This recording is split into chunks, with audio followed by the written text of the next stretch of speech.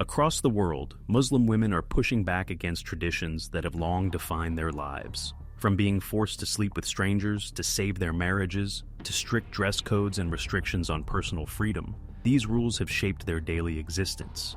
But change is in the air. With quiet elegance and unyielding resilience, they're breaking free, demanding a life where their allure and autonomy coexist. Let's uncover 17 surprising rules Muslim women face. Fact number 17. Sleeping with strangers to reclaim a marriage. In Muslim communities, a single word can shatter a marriage. A husband says, "talaq," 3 times, and just like that, the union is broken. No courts, no paperwork, no second chances. Though many countries have outlawed this instant divorce, it still thrives in shadows and happens very often. And for women caught in this whirlwind, there's a mind-blowing and controversial path to redemption. Halala. To remarry her ex-husband, a divorced woman must first marry another man. But it doesn't stop there. She must consummate this new marriage, and only then, through another divorce, can she return to her former spouse. It's a process cloaked in secrecy, shrouded in shame, and for many, riddled with exploitation. In modern cities and quiet villages alike, halala thrives underground. Clerics in mosques, shadowy figures online, they all promise solutions for desperate women. But the price is steep. One undercover reporter in England was asked for £2,500. The man assured her that for this fee, he'd sleep with her, finalize the temporary marriage, and then divorce her, all to fulfill the ritual. And the stories don't stop there. Some women describe being ushered into dimly lit rooms within mosques, where they're told to endure weeks, sometimes months, of halala duty before being freed. Many Islamic scholars and organizations have loudly condemned halala, calling it a distortion of Islamic principles, a cruel loophole that preys on the vulnerable. But in certain communities, it persists, fueled by desperation and a misguided sense of religious obligation. Fact number 16. Drawing attention is prohibited in public. In many conservative Muslim communities, a woman's beauty is carefully concealed from the public eye. Makeup, perfume, and any adornments that could draw attention are strictly prohibited, seen as a challenge to modesty and tradition. Even a trace of lipstick or the faintest fragrance can invite sharp criticism, social ostracism, or even punishment. Public life demands total compliance, but behind closed doors, the story changes. In the privacy of their homes, many women transform. They line their eyes with kohl, paint their lips in vibrant colors, and wear intricate jewelry. The rich, heady scent of perfume fills the air as they reclaim their femininity, indulging in a beauty the world outside refuses to let them show. These moments of rebellion, though small, are powerful acts of self-expression, a quiet defiance against the constraints that seek to erase their identity, proving that even in silence, beauty can be an unyielding force. Fact number 15. Prohibition on dancing. In ultra-conservative societies like Afghanistan under Taliban rule, even the most ancient and cherished forms of cultural expression, singing and dancing, are strictly forbidden for women.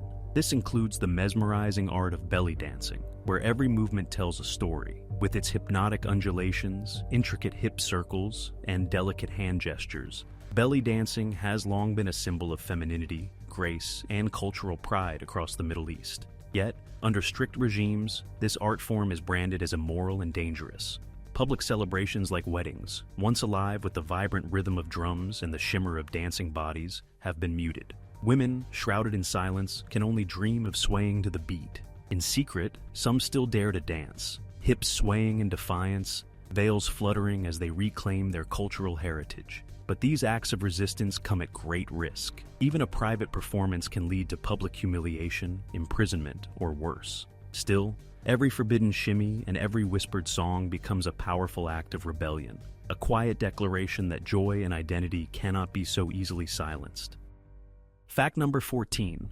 No eye contact, lower your voice. In ultra-conservative Muslim societies, women must maintain strict boundaries with non-mahram men, those outside their immediate family. One key rule: avoiding direct eye contact. A woman's gaze is seen as powerful, potentially provocative if it lingers too long. What might symbolize confidence or connection in other cultures is here a forbidden act, hinting at intimacy or improper intentions. The restrictions go further. Women are prohibited from speaking in an attractive voice, anything soft, melodic, or inviting. Speech must be direct and devoid of inflection that could be seen as flirtatious. Even casual conversations become a minefield, forcing women to constantly self-monitor.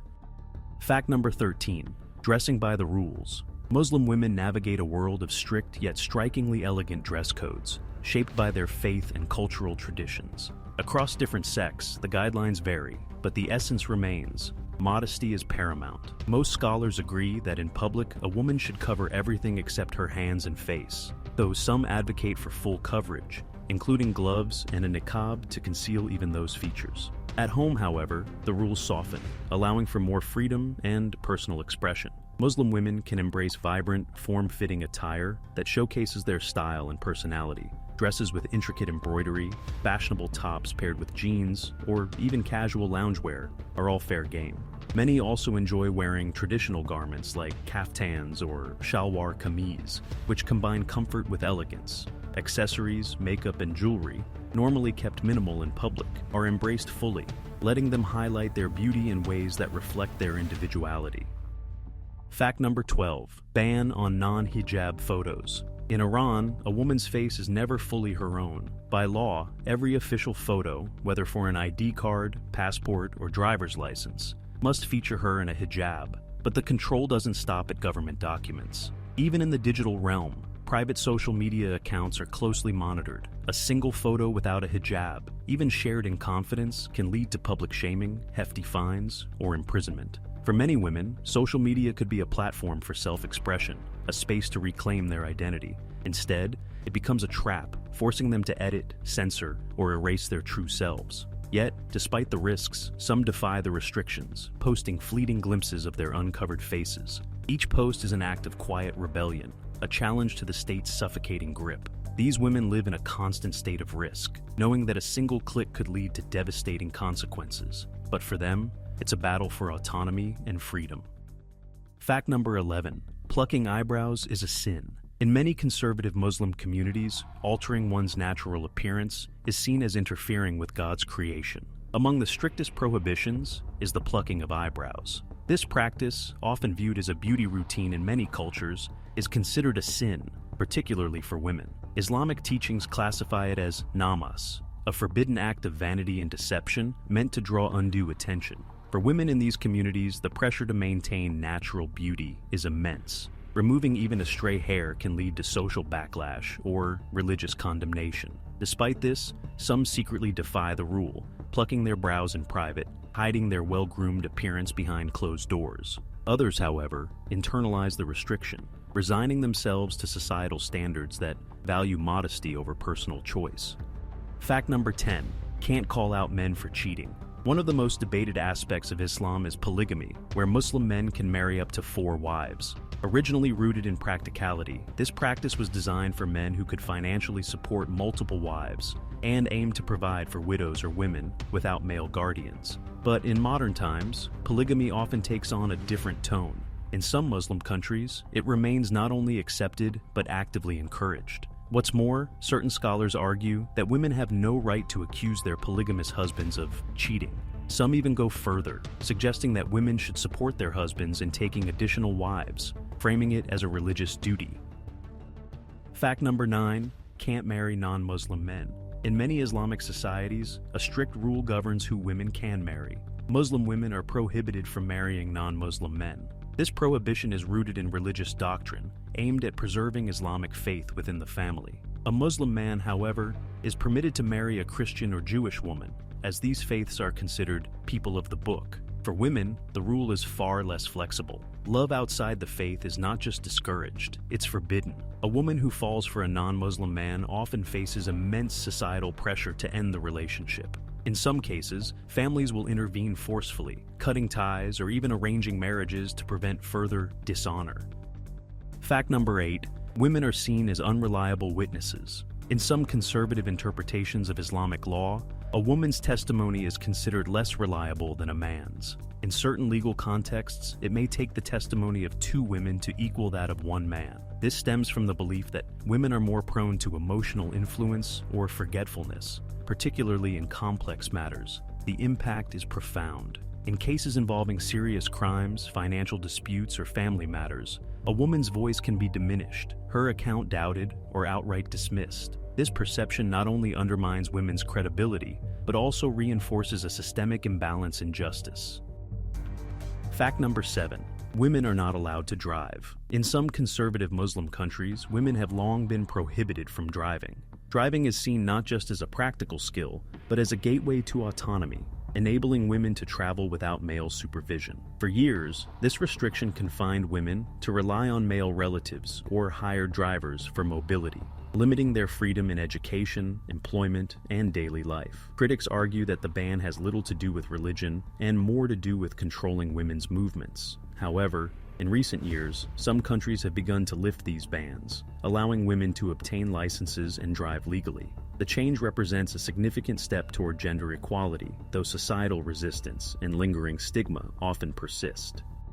Fact number 6. Not allowed to go out alone. In some conservative Muslim societies, women are not permitted to leave their homes without a male guardian, known as a mahram. This restriction is rooted in the belief that a woman's honor must be protected at all times, and being alone in public could expose her to unwanted attention or danger. Whether running errands, attending school, or going to work, women must rely on male family members for accompaniment. This rule severely limits their independence, often making basic tasks a challenge. For many, it feels like living in a gilded cage, where every movement is monitored and freedom is a distant dream. Fact number 5. Unequal inheritance. Women get less. In many Islamic societies, inheritance laws are governed by Sharia, which often dictates that women receive less than men. Typically, a daughter inherits half the share of her male siblings, and a widow may only receive a fraction of her husband's estate compared to male relatives. This rule is rooted in the belief that men bear greater financial responsibility, such as providing for the family, while women's needs are assumed to be met through male support. However, this system can leave women financially vulnerable, particularly in cases where male relatives fail to fulfill their obligations. For widows and daughters without other means of support, these unequal shares can lead to hardship and dependency. Fact number 4. No access to fitness centers. In many conservative Muslim countries, women are barred from entering fitness centers or gyms that cater to both genders. Authorities claim this restriction protects women's modesty and prevents inappropriate interactions with men.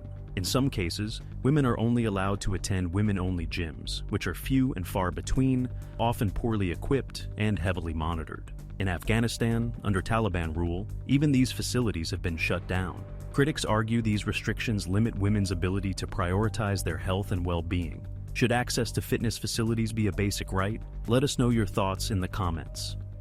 Fact number 3. No jobs for women. In some conservative Muslim societies, women are prohibited from working outside the home. This restriction stems from traditional beliefs that a woman's primary role is to care for her family, while men are responsible for providing financially.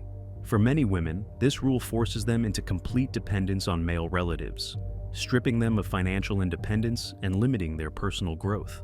Even those who are highly educated or skilled are often confined to their homes, unable to contribute to society or pursue their ambitions. In some cases, women are only allowed to work in specific fields like education or healthcare, and even then, strict rules on segregation and modesty apply. Fact number 2. Not allowed in soccer stadiums. In some Muslim countries, one of the most striking restrictions is the ban on women entering soccer stadiums. This prohibition, famously enforced in Iran and Saudi Arabia, has long kept women from enjoying the world's most popular sport alongside men. On March 29, 2022, Iranian authorities made headlines by using excessive force to prevent dozens of women from entering Imam Reza Stadium in Mashhad to watch a live soccer match. This ban has persisted for over 40 years in Iran, despite no formal laws explicitly forbidding women from attending games. One of the most heartbreaking cases was that of Sahar Khodayari, the blue girl who set herself on fire after being sentenced to prison for trying to enter a stadium disguised as a man. Her tragic death in 2019 sparked global outrage, forcing FIFA to intervene. Saudi Arabia lifted its ban in 2018, and Iran followed in 2023. Yet, even now, women's access remains limited. Ticket quotas, segregated seating far from the pitch, and constant surveillance by morality police create a hostile environment. For many, simply enjoying a game with family remains an elusive dream. Fact number 1. No public swimming. In many conservative Muslim societies, public swimming is strictly off limits for women.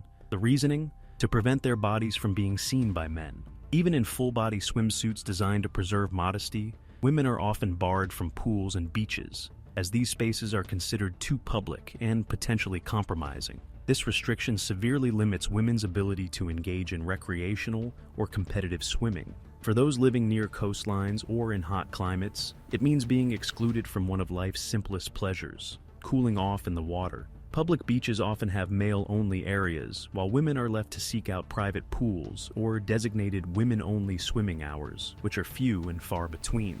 That's a wrap for today. If you found this eye-opening, give us a like and share it with others. For more content that dives deep into stories like these, click on the screen now. Thanks for watching, and we'll see you in the next one.